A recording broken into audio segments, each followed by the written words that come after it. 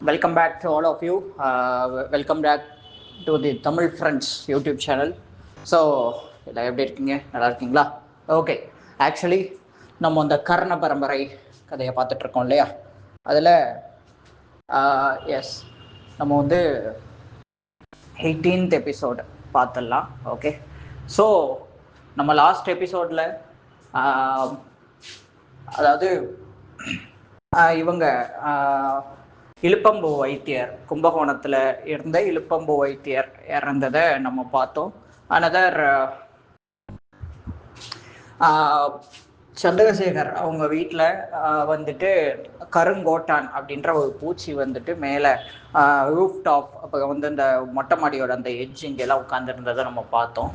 Okay, so இப்போ அடுத்து என்ன ஆகுது அப்படின்னா, சந்திரசேகருடைய ஒய்ஃப், அதாவது எஸ் சந்திரசேகருடைய ஒய்ஃப் சூரியகாந்தமும் ஆல்ரெடி இறந்துருந்தாங்க இல்லையா? ஸோ அந்த இதில் வந்து பார்த்தோம்னா ஒரு யாகம் வந்துட்டு இப்படி வரிசையாக எல்லாருமே இறந்துக்கிட்டே இருக்காங்க அப்படின்ட்டு ஒரு யாகம் ஒன்று நடத்துகிறாங்க. ஸோ அந்த யாகத்தில் பூங்குன்றம் தான் அதை வந்து லீட் பண்ணுறாங்க. ஓகே, ஸோ பூங்குன்றம் வந்து சந்திரசேகர் ஃபேமிலியோட ஒரு வெல்விஷர். ஸோ நம்ம வந்து லாஸ்ட் எபிசோடில் நம்ம பார்த்துருப்போம் இல்லையா? ஓகே, ஸோ அவர் தான் வந்துட்டு இதை லீட் பண்ணுறாரு இந்த யாகத்தை. அப்போது வந்து ஆனந்தி, சந்திரசேகருடைய இரண்டாவது மருமகள், அவங்க வந்து என்ன பண்ணுறாங்க அப்படின்னா, இந்திய தேசிய மகளிர் சங்கத்துடைய அந்த எலெக்ஷனில் பார்ட்டிசிபேட் பண்ணியிருக்காங்க. இன்னைக்கு தான் அதுக்கான ரிசல்ட் ப்ளஸ் பதவியேற்பு விழாவுமே. ஸோ அதுக்கு வந்து ரெடி ஆகிட்டு இருக்காங்க. அப்போ வந்துட்டு ஒரு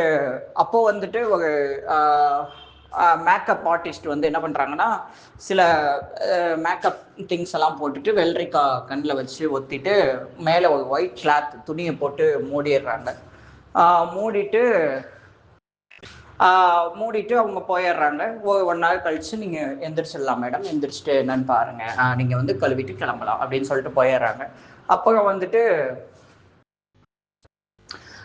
அதுக்கப்புறம் ஆனந்தி வந்துட்டு அப்படியே உட்காந்து யோசிச்சுட்டே தூங்கிட்டு இருக்காங்க. அந்த நேரம்னு பார்த்து வீட்டுக்குள்ள அதாவது ஆனந்தி இருக்க ரூமுக்குள்ள ஒரு உருவம் வருது. அப்படி வந்த அந்த உருவம், அதுக்குள்ளேயே இறந்து முகத்தை மூடணும்னு ஆசையா அப்படின்னு கேட்டுக்கிட்டே ஏதோ ஒன்று பண்ணுது. அது யாரு அப்படின்றது இப்பயுமே நமக்கு தெரியல. லேட்டர் ஆனந்தி வந்துட்டு அந்த மகளிர் சங்கம் அந்த இதில் ஆஃபீஸ்க்கு போகிறாங்க. எலெக்ஷனில் இவங்க நினச்ச மாதிரி இவங்க தான் வின் பண்ணியிருக்காங்க. ஸோ எல்லாருக்குமே வந்து விஷ் பண்ணுறாங்க. விஷ் பண்ணிவிட்டு ஈவினிங் பதவியேற்புக்கான அந்த ஃபங்க்ஷன் நடக்குது. இந்த ஃபங்க்ஷன் நடக்கும்போது வந்து கூப்பிட்றாங்க, மிஸ்ஸஸ் ஆனந்தி வேதாச்சலம் ப்ளீஸ் மேடைக்கு வாங்க, வந்து பேசுங்க அப்படின்னு சொல்லி கூப்பிட்றாங்க. அப்படி கூப்பிடும்போது நோ ரெஸ்பான்ஸே இல்லை. அப்போது என்ன ஆச்சு அப்படின்னு அவங்க பார்க்கும்போது ஒரு லேடி போயிட்டு கிட்ட போய் பார்க்குறாங்க. ஐயோ உங்களுக்கு ஏதோ ஆயிடுச்சு அப்படின்னு ரொம்ப அப்படியே டென்ஷன் ஆகுறாங்க. அப்புறம் ஹாஸ்பிட்டலில் கூப்பிட்டு போகும்போது சேம் திங், அதே தான், மூளையில் இரத்த குழாய் வெடிச்சு இறந்துருக்காங்க அப்படின்றது ரிப்போர்ட்டாக வருது. ஸோ இந்த விஷயம் வந்து பார்த்தோம்னா வனதாய் அம்மாவுக்குமே போகுது. வனதாய் அம்மாவுக்கு வந்துட்டு என்ன சொல்கிறதுனே தெரியல, எப்படி இதெல்லாம் ஆகுது அப்படின்னு ஒரு சைடு. அதே நேரம் இவங்க யாரையெல்லாம் தேடிக்கிட்டு போயிட்டு இருக்காங்களோ, யாரெல்லாம் உங்களுக்கு லீடாக இருந்து ஹெல்ப் பண்ணுறதுக்கு ட்ரை பண்ணுறாங்களோ, அவங்க எல்லாருமே வந்துட்டு இதே ஒரு என்ன சொல்கிறது, இதே ஸ்டைல்லே கொல்லப்படுறாங்களே அப்படின்னு சொல்லிட்டு ஒரு தாட். ஸோ இப்போ ஆனந்தி வந்து இறந்துட்டாங்க, அவங்களுக்கான ஃபியூனரல்ஸ் எல்லாமே நடக்குது. ஸோ அப்போது வந்துட்டு என்னன்னா,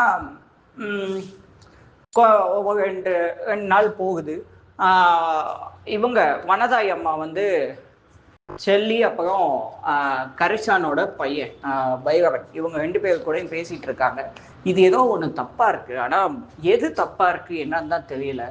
நியாயமா, அதாவது ஆர்டர் வைஸ் பார்த்தோம் அப்படின்னா ஃபர்ஸ்ட் தனபாகியம்மா, அடுத்து சூரியகாந்தம், அப்புறம் சந்திரசேகர் தானே கொல்லப்பட்டிருக்கணும். ஆனா ஏன் இந்த மாதிரி இப்படி ஒரு இன்னார்டரா பண்றாங்க, ஏதோ ஒரு டைவர்ஷன் இருக்கா மாதிரியே எனக்கு ஃபீல் ஆகுதே அப்படின்னு சொல்லி வனதாயம்மா பேசிட்டு இருக்காங்க. அப்படியே இங்கே சீனை கட் பண்ணி ஹோட்டல் நலபவன் அந்த ஹோட்டலை காட்டுறோம். காட்டி அங்கே வனதாய் அம்மாவோட பையன் நம்பிராஜ் எல்லாத்தையும் இன்ஸ்பெக்ட் பண்ணிகிட்டே இருக்காரு. எல்லாம் நல்லபடியாக போகுது, வேலையும் நல்லபடியாக போகுது. அப்போது அவருடைய மேனேஜர், ஹோட்டலோட மேனேஜர் வந்து, சார் நம்ம வந்து மலேசியாவில் நம்மளுடைய ஹோட்டலை திறக்க பிளான் பண்ணியிருக்கோம். நம்ம வந்துட்டு நம்ம வந்து மலேசியாவில் அந்த ஹோட்டலை திறக்கிறதுக்காக நம்ம பிளான் பண்ணியிருக்கோம் சார். நம்ம அதுக்கான ஏற்பாடெல்லாம் அது பண்ணோம். நம்ம இந்த ஸ்பெஷல் சாம்பார் பொடி இருக்கு இல்லையா, அதை வந்துட்டு ஏதாச்சும் நம்ம வந்து இன்னும் அதிகமாக ஸ்டாக் அனுப்புனா நல்லா இருக்கும்னு தோணுது சார் அப்படின்னோடனே நம்பிராஜனுமே வந்து, ஓகே மேனேஜர், இதெல்லாம் நீங்கள் ஏன் என்கிட்ட சொல்கிறீங்க, மாமாவுக்கு இன்ஃபார்ம், அதான் சந்திரசேகர் சாருக்கு இன்ஃபார்ம் பண்ணிவிட்டு நீங்கள் மேற்கொண்டு ப்ராசஸ் பண்ணுங்க அப்படின்னு சொல்ல, இல்லை சார் அவர் தான் அவங்களுக்கு இன்ஃபார்ம் பண்ணிட்டு சொன்னாங்கன்னு மேனேஜர் சொல்லும்போது, அப்போ அந்த நேரம்னு பார்த்து நம்பிராஜ் சந்திரசேகர் உள்ளே வராது. உள்ளே வந்தோடனே மாப்பிள்ளை வாங்க கொஞ்சம் உங்கள்கிட்ட பேசணும் அப்படின்னு சொல்லி கூப்பிடுறாங்க. அப்போது இவரும் உள்ளே கூப்பிட்டு, ஆஃபீஸ் இல்லையா, ஸோ அதனால சார் சொல்லுங்கள் சார் என்னாச்சு அப்படின்னு கேட்கும்போது, இல்லைங்க மாப்பிள்ளை, நான் வந்து ஃபேமிலி விஷயத்தை தான் பேசணும், நீங்கள் எனக்கு இவ்வளோ மரியாதையெல்லாம் கொடுக்க வேணாம், எப்பவும் போலயே பேசுங்க அப்படின்னா, சொல்லுங்க மாமா என்ன பிரச்சனை அப்படின்னு கேட்குறாரு. இப்படி கேட்கும்போது நான் வந்து நம்மளுடைய இந்த ஹோட்டல் வந்துட்டு பார்த்தோம்னா என்னுடைய உழைப்பு அப்படின்றது ஒரு பக்கம் இருந்தாலுமே ஒரு சின்ன ஒரு பிரச்சனையில தான், ஒரு சின்ன ஒரு பிரச்சனை ப்ராப்ளம்ல தான் இந்த ஹோட்டலே இவ்வளோ பெரிய நிலைமைக்கு வந்திருக்கு அப்படின்னு சொல்லி அந்த அவர் உட்கார்ந்துருக்க டேபிளுக்கு கீழே ஒரு சைடு, அதாவது கீழே வந்து ஒரு அண்டர் கிரவுண்ட் மாதிரி ஒரு செட்டப், அது ஆக்சுவலி அண்டர் கிரவுண்ட் கிடையாது, ஒரு பாக்ஸு, அதை தரையோட வச்சு அட்டாச் பண்ணியிருக்காங்க. எந்த அளவுக்குன்னா அது தரையா இல்லை பாக்ஸான்னு கூட கண்டுபிடிக்காத அளவுக்கு அட்டாச் பண்ணியிருக்காங்க. அப்படி பண்ணும்போது அந்த பாக்ஸை ஓப்பன் பண்ணி அதில் ஒரு ஓலைச்சுவடி மாதிரி ஒரு இது இருக்கு. அதில் வந்துட்டு எழுதியிருக்கு, இலவங்காயோடு சிறுசையும் இளவஞ்சோழனத்தோடு பெருசையும் சிறுசையும் சேர்த்து சாம்பார் ருசிக்கலாம். அதாவது நிலவஞ்சோழனம் அப்படின்னு சொல்லிட்டு ஒரு சூரணம், அதாவது இலவம் மூலிகை, அந்த மூலிகை அது இலையா காயான்ற தெரியல, அந்த இதை எடுத்து ஒரு பவுடர் மாதிரி பண்ணி அதில் சின்ன வெங்காயம் பெரிய வெங்காயத்தை சேர்த்து இன்னும் கொஞ்சம் பூண்டு ஜீரகம் எல்லாத்தையும் ஒன்றா சேர்த்து சாம்பாரில் போடணும், அப்போ இந்த சாம்பார் வந்து இதாகும் அப்படின்னு சொல்லி சொல்லும்போது, இது என்ன, இது எங்களுக்கே தெரியாதே அப்படின்னு சொல்லி சந்திரசேகர் நம்பிராஜ் கேட்கும்போது கேட்குறாரு. கேட்டோடனே இது வந்து நம்ம ஃபேமிலியோட ஒன் ஆஃப் த சீக்ரெட், ஒரு ரகசியம், இதுதான் இந்த ரெசிபி, இதை நீங்கள் அடுத்த ஜென்ரேஷனாக நீங்கள் இதை காப்பாற்றணும் அப்படின்னு சொல்லி ப்ராமிஸ் வாங்கிக்கிறாரு. அன்னைக்கு நைட் என்ன ஆகுதுன்னு காட்டுறாங்க. அன்னைக்கு நைட் அப்படியே சீனை கட் பண்ணி திடீர்னு நம்பிராஜன் வந்துட்டு தூக்கமே வராமல் விண்டோ சைடு பார்த்துக்கிட்டே இருக்காரு. பார்த்துட்டே இருக்கும்போது என்னாச்சு அப்படின்னா, சந்திரசேகர் ஒரு காரில் வெளில போகிறாரு. அவரை ஃபாலோ பண்ணிக்கிட்டே அனந்த கிருஷ்ணன், அதாவது சந்திரசேகரோடைய மூத்த மாப்பிள்ளை, சந்திரசேகரோடைய டாட்டர் நாகமணி அவங்களுடைய ஹஸ்பண்ட் அனந்த கிருஷ்ணன், அவர் வந்து பார்த்தோம்னா ஒரு ஜோஷியர் அப்படின்றத நம்ம முன்னாடியே பார்த்துருப்போம். அவர் வந்து ஹோட்டல் சொர்க்கம் அப்படின்ற ஒரு இடத்துல தான் தன்னோட ஆஃபீஸை, அதாவது ஒரு ஹோட்டலில் ஒரு ரூமை வாடகைக்கு எடுத்து அங்கே தான் அந்த ஜோசியம் பார்க்குற அந்த ஆஃபீஸ் எல்லாம் போட்டிருக்காரு. ஸோ அதையும் நம்ம பார்த்தோம். ஓகேங்களா? ஸோ அவருமே ஒரு பைக்கில் பின்னாடி ஃபாலோ பண்ணிகிட்டே போகிறாரு. இவங்க ரெண்டு பேரும் எங்கே இந்த நேரத்தில் போகிறாங்க அப்படின்னு யோசிச்சு டக்குன்னு ஏதோ ஒன்று ஸ்ட்ரைக் ஆன மாதிரி நம்பிராஜனுமே கடகடன் அப்படியே உடனே டக்குன்னு கிளம்புறாரு. அப்படி கிளம்பி போய் எல்லாம் எங்கே போய் சேர்றாங்க அப்படின்னா, அந்த நலபவன் ஹோட்டலோடைய ஹெட் குவார்ட்டர் இருக்கு இல்லையா, அங்கே தான் போய் சேர்றாங்க. ஸோ இதுக்கு நம்ம வந்து லாஸ்ட்டே பார்த்தோம் இல்லையா, நம்ம வந்து அதாவது மலேசியாவுக்கு இந்த அது என்ன மலேசியாவில் வந்து ஹோட்டல் திறக்கிறதுக்கான பிளான் போயிட்டுருக்கு. பட் இன்னுமே அது திறக்கலை. இன்னும் கொஞ்ச நாள் அதை வைக்கணும். பட் அதை இன்னுமே வைக்கலை அப்படின்றப்போ இவங்க இங்கே இந்த நேரத்தில் இப்படி போயிட்டுருக்காங்க அப்படின்னு சொல்லி கேட்கும்போது அப்படின்னு யோசிக்க நம்பிராஜன். சாரி, ஆக்சுவலி ஹோட்டல் திறக்கலைன்னு சொல்லிட்டேனோ, இல்லை ஆக்சுவலி ஹோட்டல் திறந்துருப்பாங்க. அந்த ஒரு ஃபங்க்ஷனுக்கு தான் வந்துட்டு அந்த ஹோட்டலோடைய அந்த ஃபங்க்ஷனுக்கு வந்துட்டு ஹோட்டல் திறக்கிறதுக்கு மலேசியாவில் வந்துட்டு ஹோட்டலில் திறந்துப்பாங்க. அந்த ஒரு ஃபங்க்ஷனுக்கு வந்துட்டு இது QTVயோட எம்டி அவங்களுக்கு எல்லாமே கூட இன்வைட் கொடுத்துருப்பாங்க. பட் ஸ்டில் ஃபங்க்ஷன் இன்னுமே நடக்கலை. பட் அதுக்கான அரேஞ்ச்மெண்ட் போய்கிட்டு இருக்கு. ஓகே, ஸோ ஞாபகம் வச்சுக்கலாம். ஸோ அப்படி இருக்கும்போது எங்கே இவங்க இப்படி போய்கிட்டு இருக்காங்களே அப்படின்னு சொல்லி யோசிக்கும்போது அங்கே ஒரு, அதாவது சந்திரசேகரோடைய ஆஃபீஸில் ஏதோ ஒரு சத்தம் கேட்குது. உடனே ஆனந்த கிருஷ்ணன் தான் ஃபர்ஸ்ட் போகிறாரு. ஆனந்த கிருஷ்ணனை ஃபாலோ பண்ணிக்கிட்டு நம்பிராஜன் வந்தது ஆனந்த கிருஷ்ணனுக்கு தெரியாது. அவரும் தெரிஞ்ச மாதிரி காட்டிக்கல.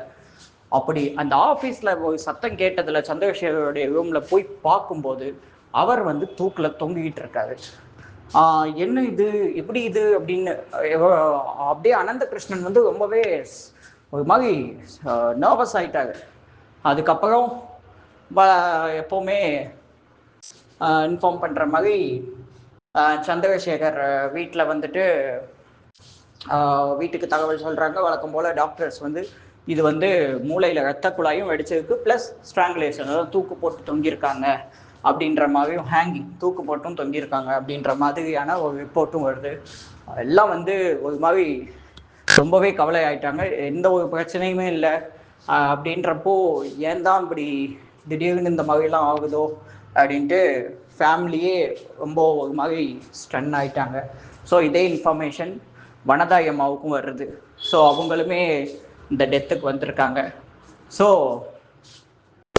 அந்த இடத்துல கொஞ்ச நாள் சென்று அந்த ஃபார்மாலிட்டிஸ்லாம் முடிச்சிட்டதுக்கப்புறம் ஒரு நாள் என்னன்னா சாப்பாடு எல்லாருக்குமே பரிமாறப்படுது. சாப்பாடு எல்லாருமே சாப்பிட்டுட்டு இருக்காங்க. அப்போது பிரண்ட துவையல் வந்து வைக்கிறாங்க சாப்பிட்றதுக்கு. அப்படி சாப்பிட வைக்கும்போது ஒருத்தர் வந்துட்டு, ஆஹா பிரண்ட துவையல் ரொம்ப நல்லா சூப்பராக இருக்குது, பிரண்டையை உண்டா உருண்டையை வெல்லலாம் அப்படின்னு சொல்லி, அதாவது விச் மீன்ஸ் பிரண்ட துவையல் சாப்பிட்டா போதும் நம்ம இந்த உலகத்திலேயே வெல்ல முடியும், நல்ல ஆரோக்கியமாக இருக்கலாம் அப்படின்ற மாதிரியான மீனிங். எஸ்ங்க, உண்மையிலே வந்து பிரண்ட துவையல் வந்து ரொம்பவே ஒரு ஆரோக்கியமான ஒரு விஷயம். நல்ல நோய் எதிர்ப்பு சக்தி அதெல்லாமே வந்து ரொம்ப அதிகப்படுத்தி கொடுக்கும்னு கேள்விப்பட்டிருக்கேன். ஸோ அந்த மாதிரி அவங்க வந்து அந்த பிராவம் அந்த பழமொழியை சொல்லும்போது வனதாயி அம்மாவுக்கு டக்குன்னு ஸ்ட்ரைக் ஆகுது. இப்போ இந்த சென்டென்ஸை சொன்னது யாரு அப்படின்னு சொல்லி அவங்க யோசிச்சுக்கிட்டே இருக்காங்க.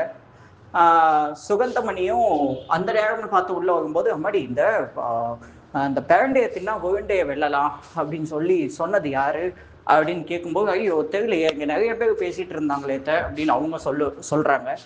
ஸோ இப்போ ஸ்ட்ரைக் ஆகுது. அதாவது நம்ம வீட்டுக்கு வந்து நல்லம்மை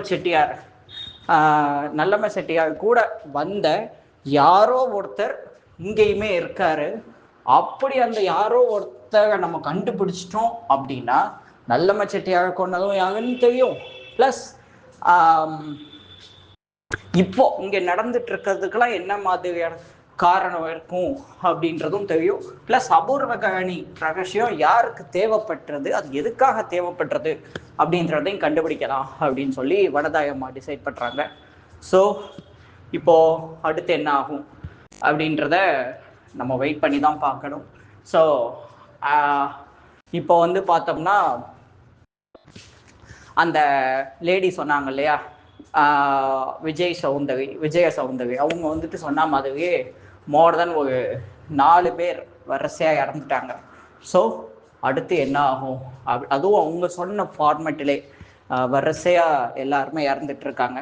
ஸோ அடுத்து என்ன ஆகும் அப்படின்றத நம்ம வெயிட் பண்ணி தான் பார்க்கணும். So thank you all of you. நம்ம சேனலை வந்து சப்ஸ்கிரைப் பண்ணிக்கோங்க. Thank you for support. நிறைய பேர் வாட்ச் பண்ணுறீங்க, பட் சப்ஸ்கிரைப் பண்ணுறதுக்கும் லைக் பண்ணுறதுக்கும் மறந்துடுறீங்க. ப்ளீஸ் கொஞ்சம் சப்ஸ்கிரைப் பண்ணி லைக் கொடுத்தீங்கன்னா எங்களுக்கு ரொம்ப அது ஒரு மோட்டிவேஷனலாக இருக்கும். So thank you.